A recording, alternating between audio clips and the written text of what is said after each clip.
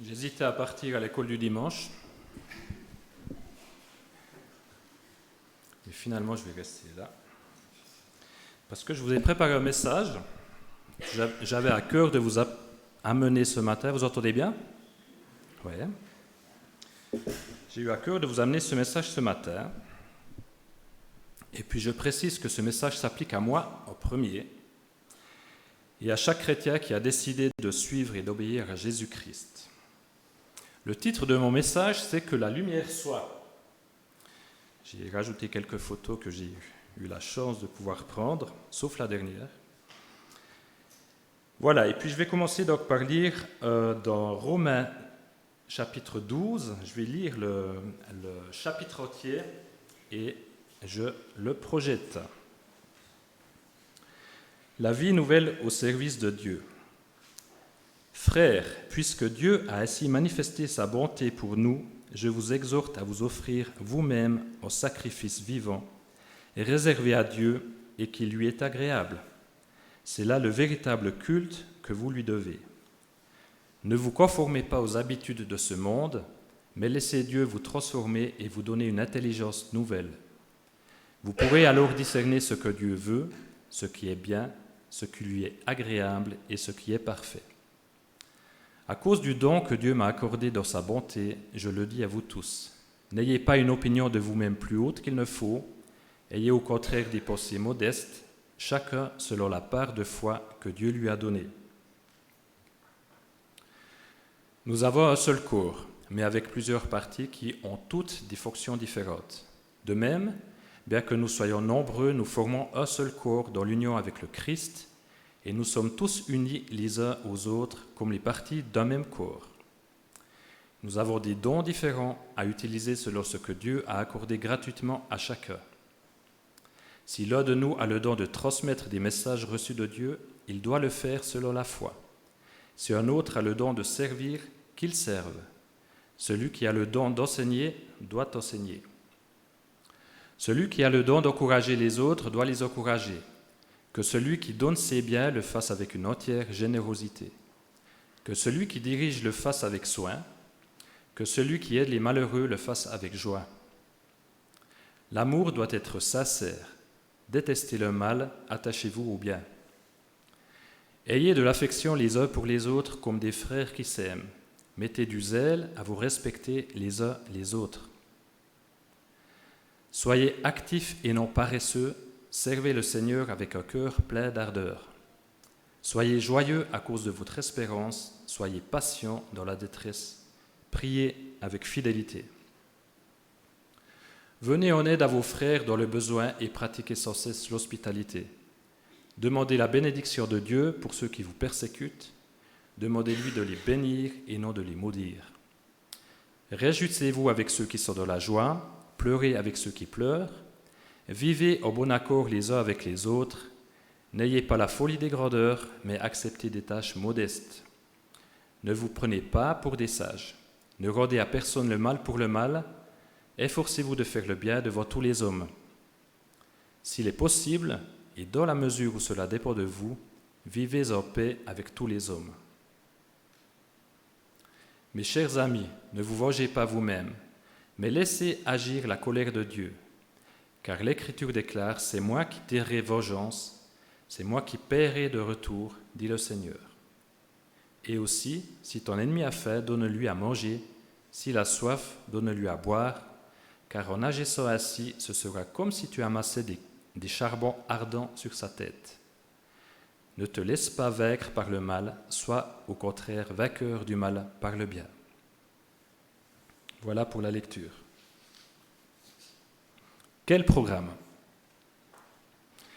Je vois juste Marc-Olivier, la caméra n'est pas centrée, je crois que Cédric voulait mettre sur YouTube. C'est juste, je me déplace. Ah? Si? Tu me donnes?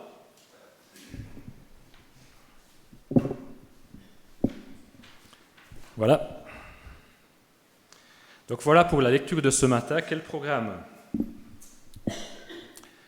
À la recherche de quelque chose. Lorsque nous regardons les médias, les nouvelles ne sont guère encourageantes. Voyez plutôt, à peine sorti de la pandémie, arrive au même instant l'attaque russe en Ukraine, conflit sur sol européen, flux migratoires, centrale nucléaire pour cible, etc. Vous connaissez l'histoire. Après, il y a une parenthèse sur Taïwan avec la visite de Mme Pelosi, tout ce qui a suivi, le retour sur la guerre en Ukraine. À ces tragédies se rajoutent les guerres oubliées, les flux migratoires, guerre civilo-syrienne, le Tigré, les violences ethniques au Sud-Soudan, guerre du Yémen, Kivu, Darfour, talibans en Afghanistan, etc. Bon, ça se passe au loin, en tout cas pas trop proche de chez nous. En revanche, on peut parler d'écologie, de réchauffement planétaire, de feux de forêt, de températures exceptionnellement élevées. On peut parler de crise énergétique potentielle. Comment allons-nous passer l'hiver? Même que nous avons gagné un mois, au mois de décembre, début janvier, où les températures, ces fameuses températures spécialement élevées, vont nous aider à passer l'hiver. Et puis je vois un clin d'yeux là derrière. On peut parler d'inflation, du prix de l'essence, du prix de l'énergie, etc., etc., etc. Je ne suis pas là pour vous répéter ce que nous lisons tous les jours ou ce que nous voyons dans les médias et les réseaux sociaux. Mais j'aimerais soulever le fait que le contexte actuel, appuyé par les médias, crée un climat anxiogène qui, pour certains, alimente un état de peur, de panique et de désespoir. Je vais vous parler de l'exemple d'un ami qui est au chômage, qui a fait des mois et des mois au chômage, qui est de nouveau au chômage maintenant, et puis qui passait ses journées à regarder les nouvelles. Et puis, il a fini par partir en dépression, avoir des problèmes physiques, etc., à cause de ce climat anxiogène généré par les médias. Dans ce climat anxiogène, suralimenté ou gonflé par les médias, bien sûr, les gens se cherchent, ils se posent des questions, ils cherchent un sens à leur vie, ils cherchent à optimiser tous les moments de celle-ci, à zapper lorsque quelque chose ne va pas. La société remet tout en question, l'autorité, la discipline, la famille. Il y a des lobbies très forts, LGBT, antispécistes, des tendances très fortes, des valeurs qui disparaissent, des normes qui se volatilisent, etc. J'arrête là. Désolé de vous plomber. Les cœurs sont ouverts, et c'est là que j'arrive. Les cœurs sont ouverts et ça se remarque. Les gens sont en manque de repères. Les gens sont à la recherche de quelque chose, de bonheur, de spiritualité, de sensations fortes, d'adrénaline, d'aventure. Le déclin des églises autorise désormais les individus à bricoler de plus en plus leur religion en empruntant à diverses traditions.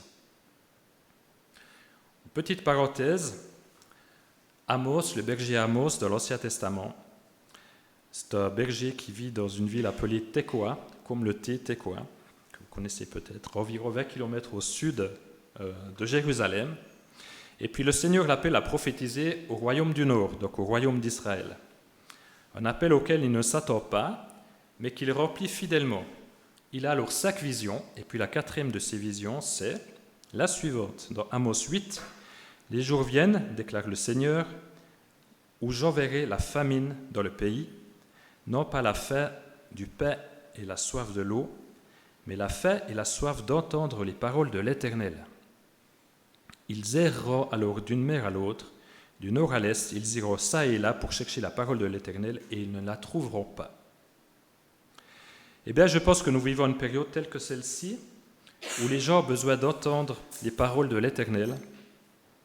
Les gens ont besoin de paix, d'espérance, de repères et de sens pour leur vie. Je roulais il y a quelques mois entre Bévillars et Malray. J'ai déjà raconté cette histoire, Daniela la connaît.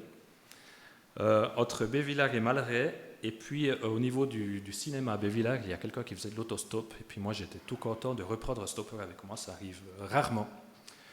Et puis je prends cette personne assez âgée, et puis de la peine à monter dans la voiture, j'étais avec Louis. On traverse Bévillars, Malray, on discute, il me parle de ses problèmes de santé, il est à l'espace vie, à Malray, et puis il n'arrivait pas à retraverser tout le village. Donc je prends le rond-point de la place, je m'arrête sur le trottoir à l'espace vie, je sors de la voiture, je lui ouvre la porte, et puis je l'aide à sortir, puis il me regarde, il est assez petit, il me regarde, et puis il me dit « Vous n'auriez pas quelque chose à me donner ?» Puis moi j'ai un porte-monnaie, un petit porte-monnaie comme ça, il y a juste la place pour des cartes, il n'y a pas de place pour de la monnaie, des cartes et des billets, je n'avais pas de billets, juste pas de place pour la monnaie. Puis je dis, j'ai rien du tout à vous donner, par contre je peux prier pour vous. Et puis il m'a regardé, puis il me dit, ah ouais. Alors j'ai mis la main sur l'épaule, on a prié ensemble, j'ai prié pour sa maladie, pour sa vie. Il était tout heureux, et puis voilà, et puis on s'est laissé là. Donc, je ne vous parle pas des occasions manquées, parce qu'il y en a beaucoup. Mais je suis impressionné comme beaucoup de gens recherchent ce genre de choses. Les gens sont prêts, les cœurs sont ouverts. Et puis, et c'est là que j'arrive au slide suivant. Au sujet de mon message de ce matin, c'est que la lumière soit. C'est là que Dieu nous utilise. Il nous a choisis du milieu du monde, il nous a délivrés de la puissance des ténèbres pour être le sel de la terre et la lumière du monde. Dans Jean 15, vous n'êtes pas du monde, mais je vous ai choisi du milieu du monde. Colossiens 1, verset 13, il nous a délivrés de la puissance des ténèbres et nous a transportés dans le royaume de son Fils bien-aimé, en qui nous sommes rachetés, pardonnés de nos péchés. Comme les ténèbres et la lumière n'ont rien de commun, il en est de même pour le bien et le mal. Comme croyants, nous avons été sauvés et libérés de la puissance des ténèbres. Cela veut dire que nous ne marchons plus dans les ténèbres, mais dans la lumière. Marcher dans les ténèbres, cela veut dire marcher sans Dieu, passer notre vie sans se préoccuper de Dieu. Mais grâce à Jésus, à son sacrifice à la croix, nous avons été délivrés de la puissance des ténèbres. Marcher dans la lumière signifie marcher avec Dieu. Dans 1 Jean 1, Dieu est lumière. Voici le message que nous avons entendu de lui et que nous vous annonçons. Dieu est lumière et il n'y a pas de ténèbres en lui.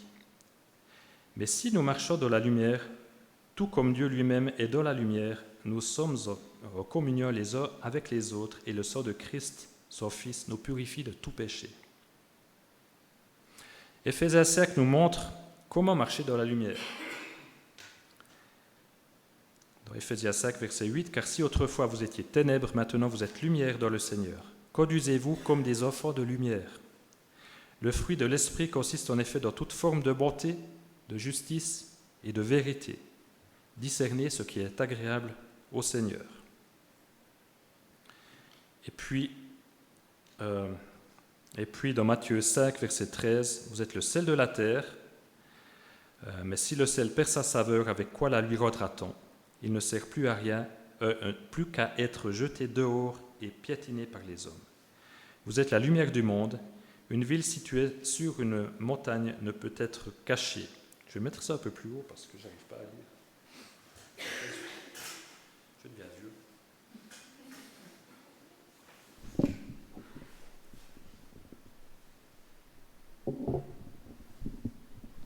Voilà. Oh, ça va mieux.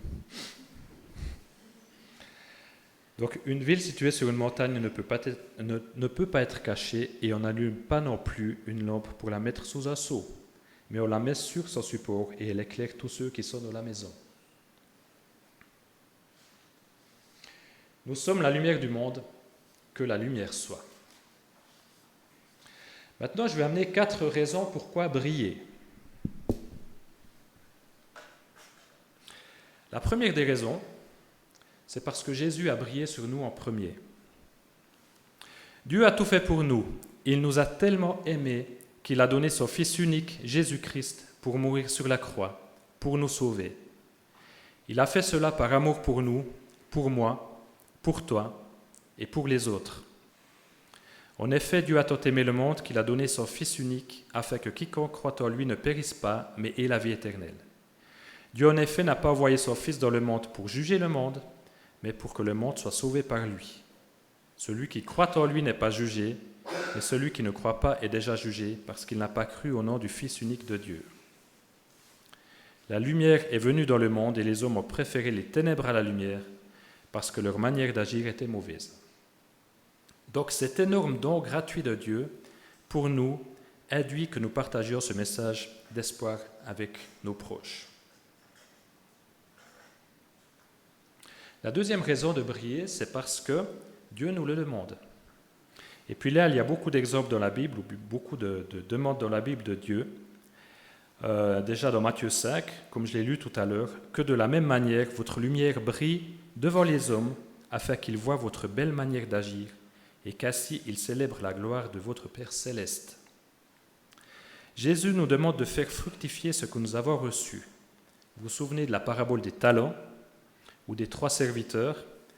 Le maître dit au serviteur qui a caché son sac dans la terre plutôt que de le faire fructifier, « Serviteur mauvais et paresseux, tu savais que je moissonne où je n'ai pas semé et que je récolte où je n'ai pas planté. » Puis encore dans Marc 16, puis il leur dit « Allez dans le monde entier, proclamez la bonne nouvelle. » Proclamez la bonne nouvelle à toute la création.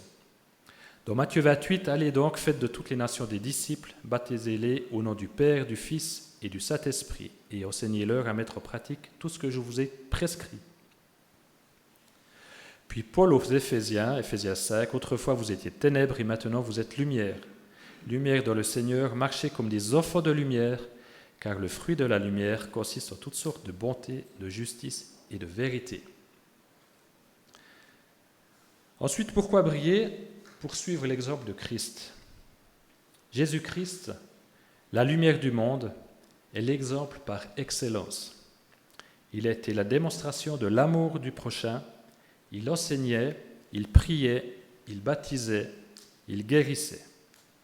Pour finir crucifié par amour pour nous, puis ressuscité le 3e jour. Il est maintenant auprès du Père, mais nous a laissé l'Esprit de vérité, le Saint-Esprit qui nous conduit dans toute la vérité, qui nous inspire et nous guide, qui nous change au plus profond de nous-mêmes. Quand on connaît la compassion de Christ, cela nous pousse à donner, à briller, à l'imiter avec l'aide du Saint-Esprit. Et puis la 4e raison que j'ai ici pour briller, c'est que la moisson, elle est grande. Dans Matthieu 9, Jésus a pitié des foules, car il y a peu d'ouvriers. Jésus parcourait toutes les villes et les villages, il enseignait dans les synagogues, proclamait la bonne nouvelle du royaume et guérissait toute maladie et toute infirmité. À la vue des foules, il fut rempli de compassion pour elles, car elles étaient blessées et abattues comme des brebis qui n'ont pas de berger. Alors il dit à ses disciples, « La moisson est grande, mais il y a peu d'ouvriers. Priez donc le maître de la moisson d'envoyer des ouvriers dans sa moisson. » Suivons donc l'exemple de Christ de la proclamation de la bonne nouvelle et prions Dieu d'envoyer plus d'ouvriers dans sa moisson.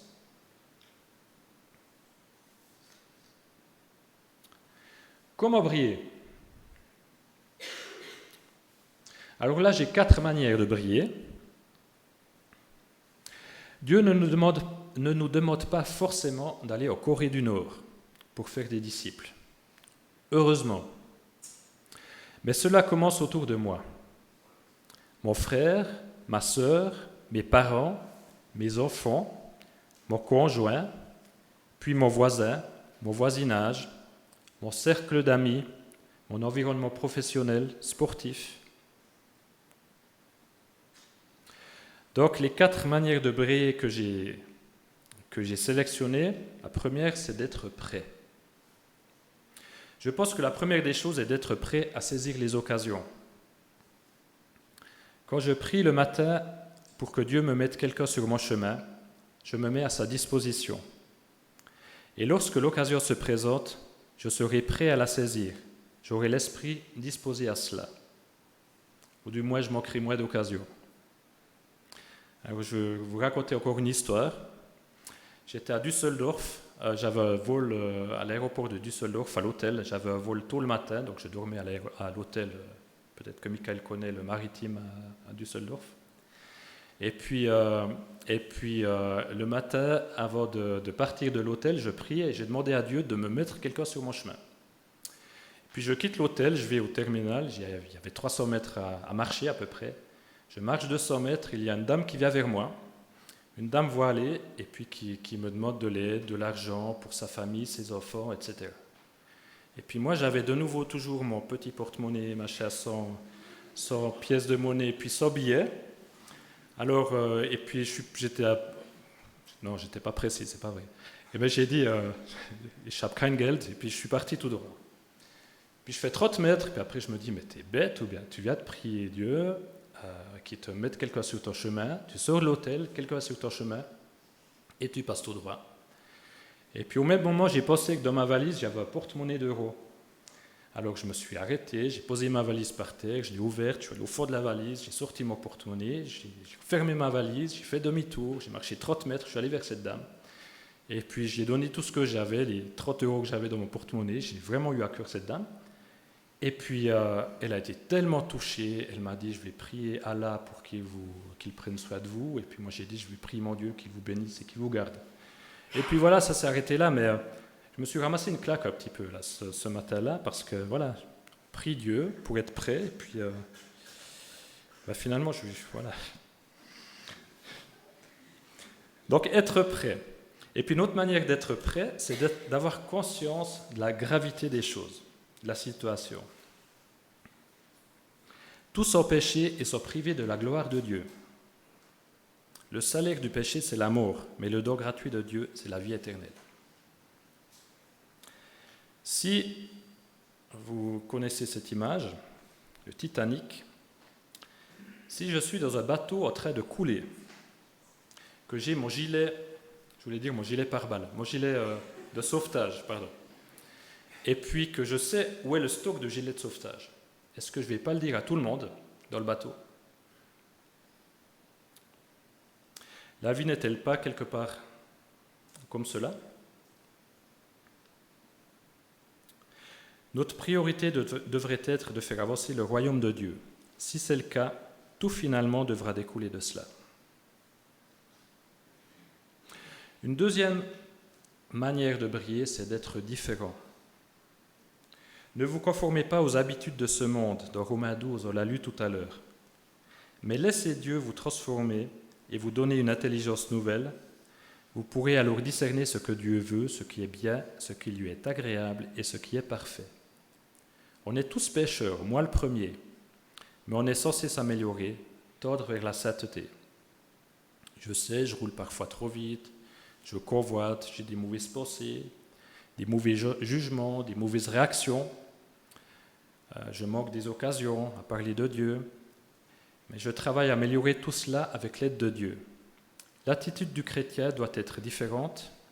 On devrait être un modèle, un exemple d'amour, de discipline, d'intégrité. Dans 1 Timothée 6, quant à toi, homme de Dieu, fuis ces choses et recherche la justice, la piété, la foi, l'amour, la persévérance, la douceur. Combat le bon combat de la foi, saisis la vie éternelle. Je t'ordonne de garder le commandement reçu en vivant sans tache et sans reproche jusqu'à l'apparition de notre Seigneur. Le sermon sur la montagne de Matthieu 5 à 7 nous montre clairement comment on peut être différent.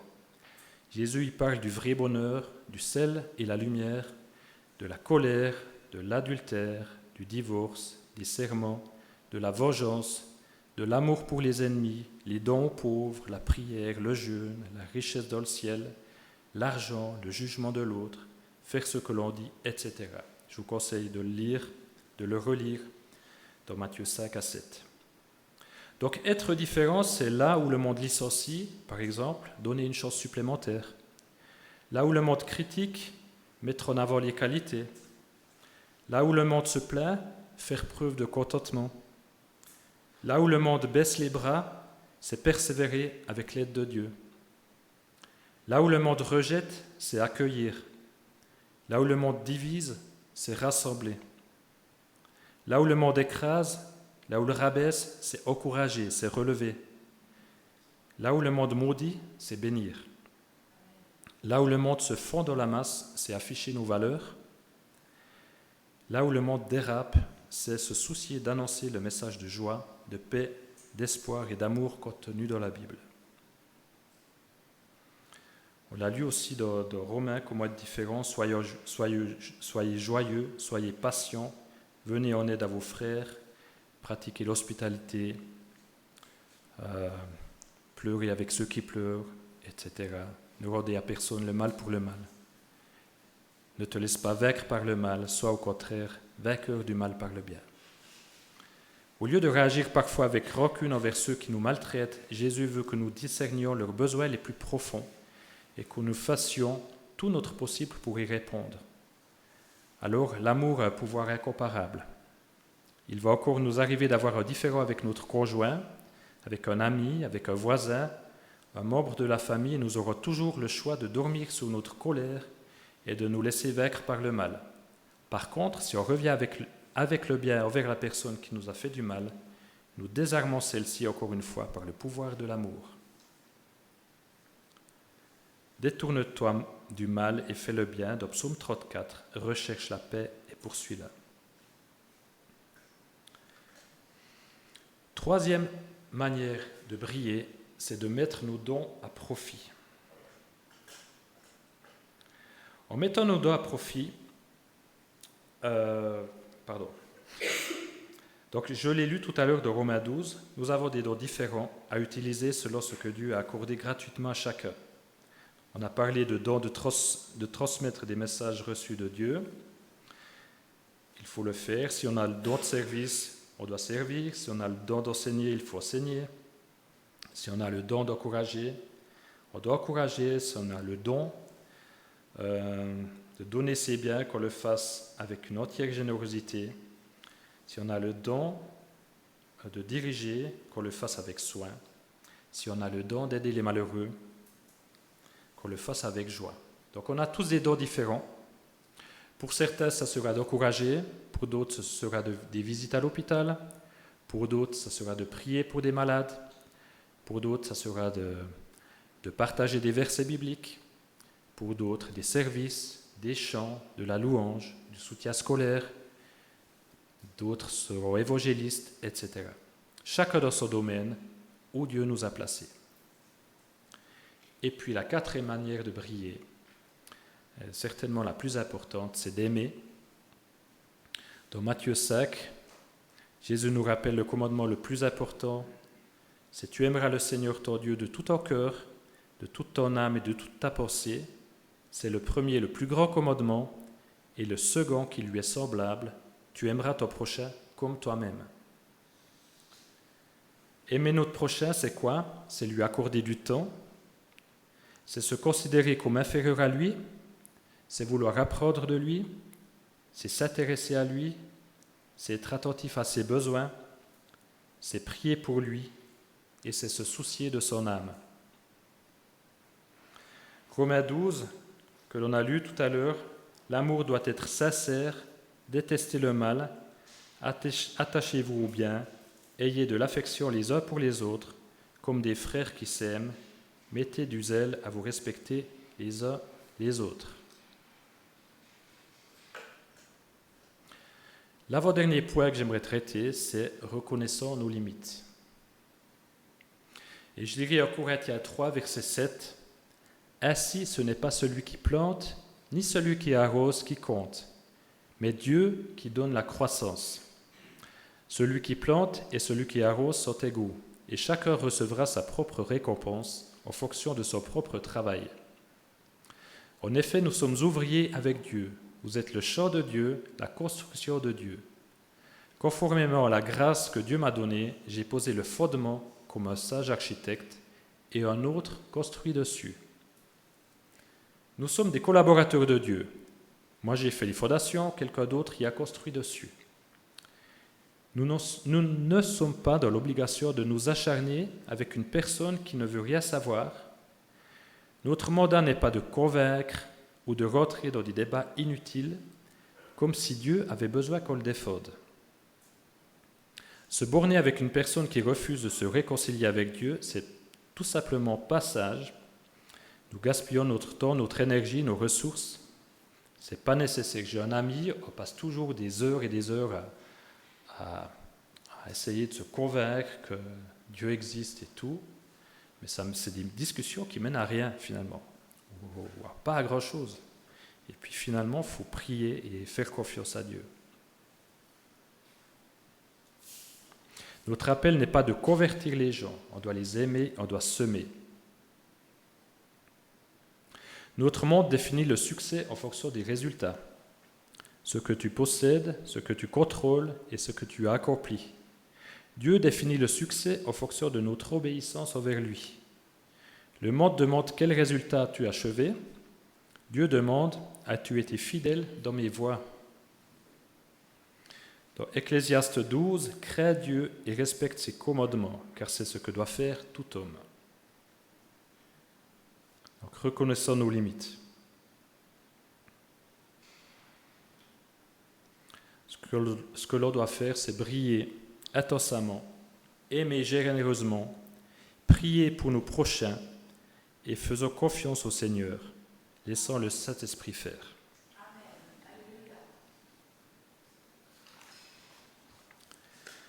En conclusion, ça c'est la photo que je n'ai pas prise. Dans Romains 12, frères, puisque Dieu a ainsi manifesté sa bonté pour nous, je vous exhorte à vous offrir vous-même au sacrifice vivant, réservé à Dieu et qui lui est agréable. C'est là le véritable culte que vous lui devez. Dieu place son trésor dans des vases d'argile. Nous sommes imparfaits, nous sommes pécheurs, mais malgré notre nature pécheresse, Dieu veut nous utiliser pour faire avancer son plan.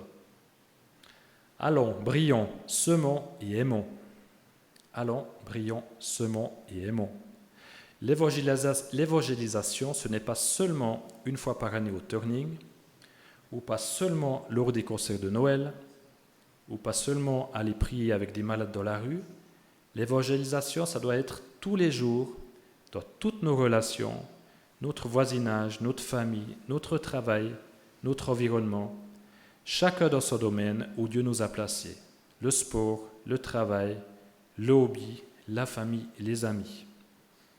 Nous devons aimer et semer, aimer et semer. Ce n'est pas nous qui faisons pousser, ce n'est pas à nous de convertir les gens, c'est Dieu qui fait pousser, mais nous devons semer autour de nous.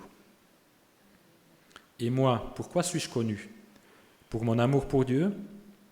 Suis-je tellement rempli du désir de lui plaire, du bonheur d'être aimé de lui et de la joie de le servir que cela se voit dans tout ce que je dis et tout ce que je fais?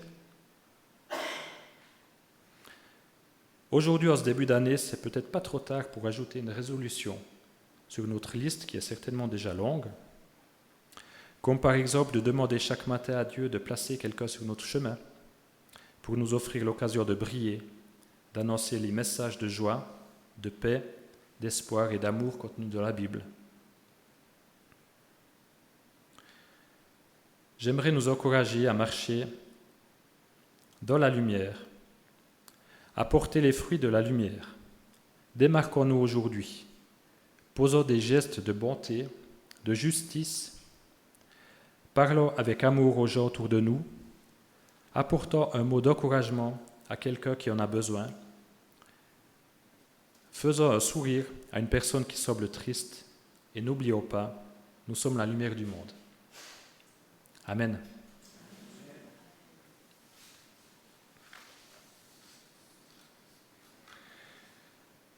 Pour terminer, j'aimerais que nous chantions le chant « Vase d'argile ». Ce chant nous rappelle ce que Dieu a fait pour moi, que tout est grâce, grâce infinie de mon Dieu qui un jour m'a sauvé, qui a tout donné pour moi, me ramenant de la mort à la vie. Ce Dieu qui se charge de mes échecs et mes faiblesses et qui m'utilise, moi, vase d'argile, avec toutes mes imperfections et toutes mes déficiences. Et ce chant termine sur ces paroles « Père, je veux te servir pour que tous voient ta vie en moi. »